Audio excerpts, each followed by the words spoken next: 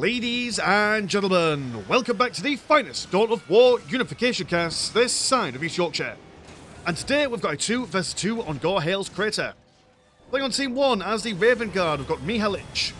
And we have got Vrax playing as the Night Lords. So Team 2 playing as the Tyranids, we've got Vasya Ogrin. And we've got I playing as the Blood Angels. Straight off the bat, we're already seeing some Night Lords come straight over to the Blood Angels to give them a bit of the old Chain Sword Express. And yeah, you'll notice that on a map like this, it's quite an interesting map considering that all players on the opposite side of the map from their allies, and it's also a very, very small map. You can see that everyone's gone for a faction that's quite decent in the early game aggression-wise. So yeah, I mean, we're probably going to see what we're going to see, a brother captain from Mihalich send on over to assist these Raptors. Quite brave to send just the Raptors in. I mean, okay, yeah, you've got one squad capping stuff over on this side, but it'll be a slow economy. Oh no, you're going to leave one Rap squad in addition to do some capturing while you bother and pester the Servitors and the Assault Scout squads. Also have some Tactical Marines coming out. Yeah, it's going to be quite a difficult one for the Raptor Scouts to do some serious damage as, I mean, they're very glass cannonate. A fair bit of damage to things like Servitors and lightly armoured units, but the moment some big boys come out, they will then be shaken straight off away. Tyranids will be a little bit slow to set up as their recruitment buildings do take a while to build up, but once they're done, going to go for triple spine gaunts straight away, and then that Broodlord coming out to make sure that they're in synapse. Looks like they're going to go around the left-hand side to pester and harass the Raven Guard. Now got 2 squads of Raptor Scouts on their way. Brother Captain joining their ranks as Captain Tyker is also out a fairly decent melee combat and in his right. Oh, good deal, we're seeing that from a Assault Scout squad member been thrown into the air as now a regular old captain. He's a brother captain. He's got no brothers as a Night Lord dude. He probably killed them all on Nostrama or wherever. It is Nostrama that the Night Lords come from, isn't it? I mean, not anymore. You know, Nostrama is dead. Dead planet, but that's okay. Its memory lives on. Blood Angels struggling by the numbers. 2 captains versus 1 Captain Tycho, but Tyranids are now getting a good surround on the entirety of the base of the Raven Guard, getting some decaps on these strategic points as the Broodlord is chasing after this lonely Primaris scout, so might have to lay off the Blood Angels for a little bit and come back over, but Captain Tyker double-fisted by the captains, and now the tactical squad has reinforced itself to quite a sizable amount.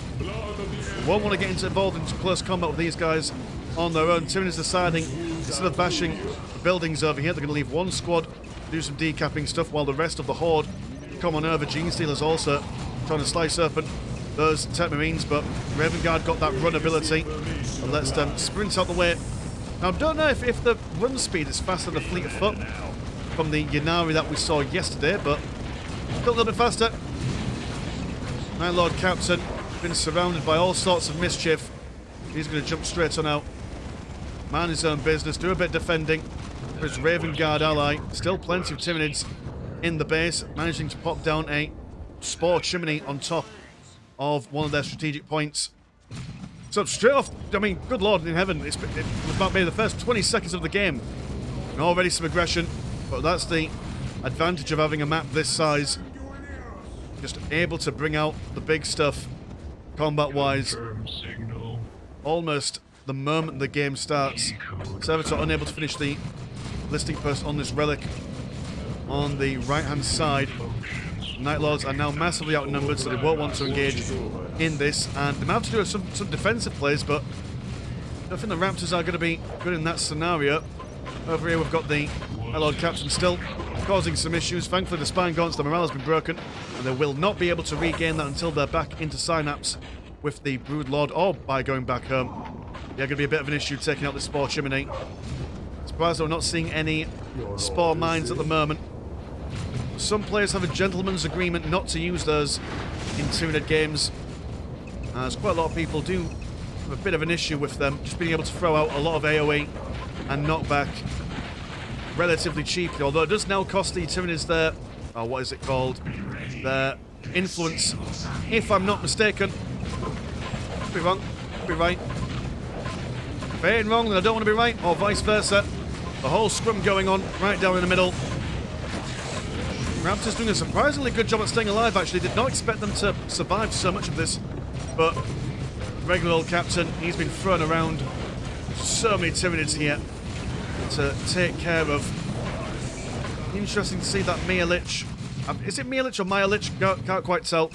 He's not gone for anything else at the moment. I was expecting to see the Stormclaw wielding, whatever you call them, completely forget what the Raven Guard jumping units are called. It'll bother me now that I don't remember them. But the problem with the Tyranids is that lots of little ones can't quite exactly scratch their way through Listing Burst. They will get it eventually. It does take them a fair while. But the captain's still relatively good in the health department. Attempting to tie up the tactical squads, but there's no one else to really keep on top of them. We do have some stealthed Raven Guard sniper rifles. That's far too many people for them to take on, but they are actually mowing their way through these tactical marines quite nicely. While that is occurring, the Raptor Scout squads are inside of the Tyranid base with a helping hand of Furies. So Tyranids will come back in to defend their half and home as they get a good amount of reclamation pools built up for themselves. Chasing these guys away, but they are quite mobile. They can just jump over whatever is costing them. It's quite hard to get them backed into a corner. Now we're going to see some minefields from Vrax, which is a very good idea against all this lightly armoured chaff. As the Night Lords attempt to just poke and prod at the flanks. Tyranids keeping them on their toes, manoeuvring them around. Sportsman still alive. We have now got Tier 2 Raven Guard, and they're going for a Land Speeder Storm. Which, are you the flying variants? I assume you are, otherwise it should be called a regular Land Speeder. We shall see, but that will definitely take off all the Tyranid stuff offline, essentially, as they are all close combat oriented things. I suppose Spine Gaunts, do you have a ranged thing? You have a ranged thing, but it's negligible. Oh, you are not a flying thing. But you do have a lot of scouts in there, just boys going out for a journey. The vehicle makes me think of, if any of you have played Final Fantasy 15, the opening scene where the boys get in the car and they're off, and it has a bit of like a road trip kind of vibe to it. Those guys are just there, part of their training, get the lads in the car, see how things go. Got some spore mines now, so the gentleman's agreement is off, and the Spine Gaunts falling thick and fast. Don't have any more aggression going on over here. No, the Blood Angels just regaining their forces, putting down a heavy bolter turret for defensive purposes as the Assault Scout squads have been taken out. No, you are the Assault Scout squads. You are the Raptor Scouts. Never mind me. Too many scouts, if you ask me, in this game. Yeah, double Land Speeder Storms. And with their vehicle armor, Tyranids are going to struggle to break through it. But I assume you're going for a... I'm going to go for Xenotype Broodwomb, so going straight for the Zone Throps. Will do a lot of damage to Land Speeders. But very expensive, but you do have quite a bit of economy coming in at the moment. Have a quick economy check. 56 and 30, 86 and 30 compared to 94 and 0 and 92 and 30. So the economy's firmly on Team 2's side here. Well, a lot of the aggression coming from Team... Oh no, are you... Yeah, you're Team 2, and the Night Lords and the Raven Guard are Team 1. Sorry, normally in the game, I've got maybe about 30 seconds to compile my brain and get a grips of what's going on, but this has just been pure aggression from the get-go. Brood Room has been finished up. We're not seeing any... Ah, there we go. It's going to see the Zone Throps coming out. Also seeing the More They Then. Ready to snipe out some bits and bobs, but the Furies can spot them. Also the... oh no, the Furies are on your side. They're not there for spotting it. Fair enough. That's what they're there for. Spore mines now just being thrown in as best as they can. A bit difficult for these Zone Throps to get some shots off though, if the Furies can go on top of them and tie them up in close combat. We are now seeing some tactical marines from I coming over into the Raven Guards side of things. They've got no anti-building stuff, but they will be able to get their melter guns if they so choose. There we go, a couple of shots from the Zone Throps, take on one of those Land Speeder Storms, and we'll soon annihilate this one as well. Jesus, that was barely a lick, and they're down. Dark Magos inside the Tyranid base for some sort of reason. Fury's just deciding to no longer exist. Which, fair enough, I mean, do you really want to in that scenario? I don't think so. Now the melter bombs are coming out. Got some proper raptors now.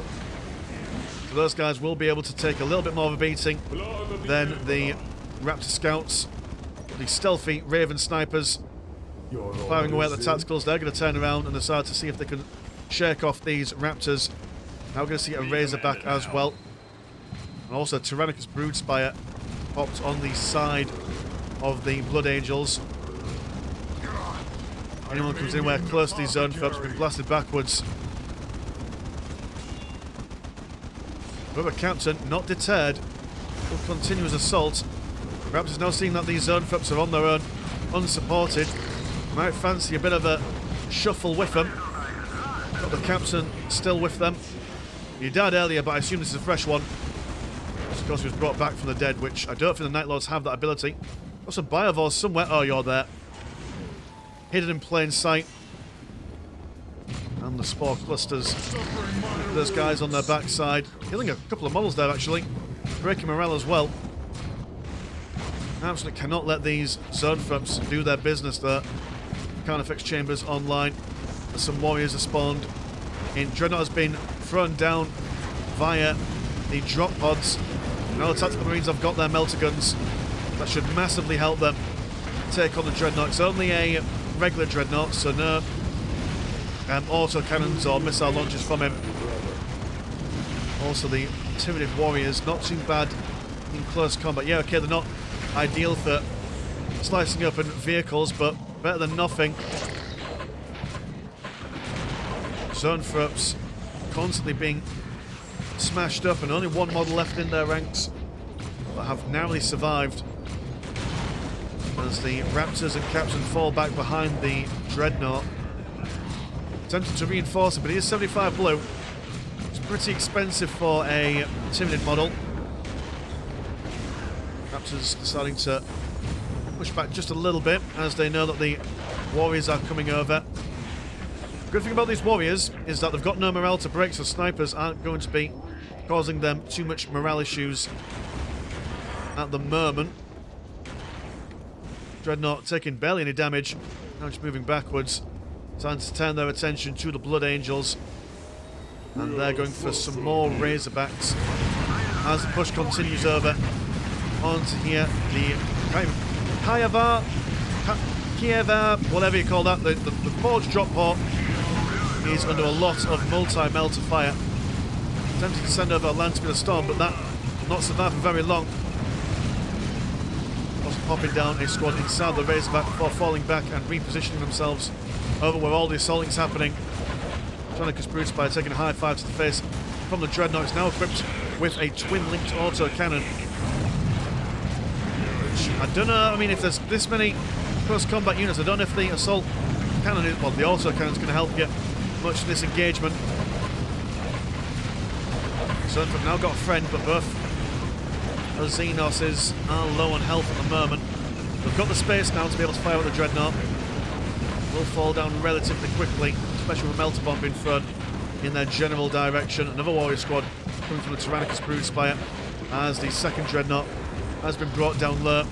And it seems like I do quite like the just the assaulting doctrine for Team 1 from Vrax and from Mia Lich. Now they're going to think, okay, we'll bash stuff up over here. The moment they start formulating some sort of response, we're then going to go over to this side, start bashing this stuff as well. So even though they've got technically the bigger army, and army to army they'd probably win, but they're just not giving them the engagements that they want. We've now seen an orbital bombardment been thrown down from the Raven Guard. They're not quite capturing all the Tyranids as they are amassing around the plasma generator and listening post. They're keeping their distance. I've got a brother captain keeping the tactical squad away from whatever's going on in the base, which looks like, yeah, it's just more Dreadnoughts being drop podded in. Also got an extra one as well, but that is a new birth Raven Guard. You are indeed birth Raven Guard. Fair enough. From this distance, one of them looked a bit Night Lordish. Upon fair inspection, there's a lack of wings. So there, that's their life. The Assault Centurions, quite decent close combat against all these Tyranid warriors. Don't know how they're going to fare Now got the Razorbacks, Tactical Marines. Surprised that they haven't actually gone to stop the vehicles. That was what my assumption would have been. After all, they've got the melter guns. They've also got the Primaris heavy intercessors, but they're being manoeuvred around in the Razorback. And the Tyranids deciding just to go for a base trade here. Got the Dreadnought of the Night Lords making their way on over as just constant deep striking thingamabobs placing the Tyranid base. Also got those Assault Centurions making themselves a little bit infiltrated for a temporary while they chase after the tactical squad. The Tyranids don't quite have the punching power capable of going through these things, although they are building some reclamation pools just for the hell of it. Hell Talon flying on over as the Havoc squad of the Night Lords equip themselves with a couple of missile launchers to help take on the Razorbacks. Tactical squads a little bit angry, taking down those Assault Centurions in close combat. Beautiful things to see. Are they bigger? Yes. Have they got bigger punchy things? Absolutely, but Blood Angels are just very, very angry. And you can never underestimate the Sons of Sanguinius in their anger and rage. Of Tier 3 on the way for I at the moment. But I mean, Tyranids have lost the HQ, which is not ideal for them. And without the HQ, can they build things without their HQ? Well, no, I suppose they've got access to the orbital fleet, which is where they get their stuff from. So I assume they're still fine to build stuff. Not at the end of the world that they've lost their HQ, I don't think. Not seeing them build anything else up. But yeah, major fur palm, I think, for my... If they decide to bring their Tactical Marines over to the Tyranid base and explode that with melter guns rather than trying to do a bit of a base trade, the Tyranid player would have probably survived. Now it's a 2v1 kind of scenario. Don't think you're able to build up any Tyranid warriors neither. Relic listing post being destroyed. Got a couple of warriors left over. Be absolutely nothing coming from any of the Brood Spies at the moment. It implies no nice things are happening, unless of course he's saving up for another HQ. Just hoping that the Blood Angels survive. Crazy things have happened, boys and girls. We've seen people win in 1v2 scenarios before. Dreadnoughts falling thick and fast by the sheer amount of Tactical Marines. Hell Talon also feeling the brunt of the melter guns. Havoc squads don't quite have the weaponry to take on the Primaris heavy intercessors. Yeah, only a couple of seconds of firepower sends them backpacking. Now got the Deliverers, who have smited down a Tactical Marine squad from the Blood Angels. That Lord's flailing on over. Tactical squads break down that flying Hell Talon. And if they could just break down one of the bases, that will then set them up to some kind of parity in this 2v2 scenario. There's something being deep stricken in, which I assume is some Raven Guard shenanigans. Just like that. Comes another one, but they should be able to kill... Oh no, he's infiltrated. Just for a brief moment. Allowing him to position himself. Got a Skull Probe which can zap the Dreadnought into the stationariness, which I do believe is what's happening at the moment. Poor man is little coffin thinking, why is my machine not moving? Let me smite some other dudes. Nothing for him. More they then. Opening fire. And that Dreadnought does give them a little bit of room. So by the time they've killed one Dreadnought and come back on over, another one comes straight on out. We also have the Havocs over here. Break it down building by building. Now we're seeing a Lictor. At this point, anything from the Tyranids will work. Still have got their warriors on the go for them. Might potentially just claw this back. Taking care of the Steinguard veteran squad. Dreadnought's lacking luster. How much money do you have, Raven Guard man? Not much actually, so you can't keep this constant Dreadnought fire up and going. Night Lords are doing what they can, but the Terminator squad from the Blood Angels and also Lictor making sure they stay nice and back. And I mean, maybe constantly throwing out Dreadnoughts is not doing them any favours. Cost them quite a lot of money to keep it on the go. And, you know, I mean, these guys have now got the counter to them. Quite a lot you'll see in games, people will start building unit compositions that counter no matter what the opponent does. And going to pure dreadnoughts hasn't really given them much wiggle room to counter their own counter, so yeah, bit of an issue here, boys and girls. Havoc's been taken aback as the Blood Angels just swarm over the Raven Guard's base. They're unable to take on these stealthed deliverers. They won't be stealth for very long, though. Just need to wait for that stealth to eventually fade away. You also have drop hop down over on this side, where the Tyranids old base used to be. But the Havocs, slowly but surely, breaking down that outpost Secundus. And it goes down. Dear oh dear. There was potential, real potential for this game to be turned around. I mean, it still is really. I mean, do the Blood Angels still have some builders? They do. They're building up a Sanguine Armory. But if they lose the orbital relay, they will... Oh dear, oh dear. That's unfortunate. If they're able to build up another production building, that would have saved them. Very unfortunate. On a hair's edge, they could have brought that back. Now, plenty of tactical marines in here to destroy all this Raven Spy nonsense. Yeah, I think that just the Dreadnought spam almost turned against them, but, I mean, Vrax was going into his tier 3. He had, I mean, how much money did you have at the end of that? Not much, actually, so yeah, if he was able to fend off these Havocs a little bit, that could have been a wholly different kind of ending for a game there. So cool, nice one. Very aggressive all the way through. So thanks very much, Vrax, for sending that game into the Discord. And if you want to support the channel, have a look at the old Patreon. £1 a month gets you once a game a week. And there is also a Discord where Discord things happen. Links in the description as always. Mine's been Mr. Landshark. Pleasure's always never short. Now, I'll see you in a bit. Peace.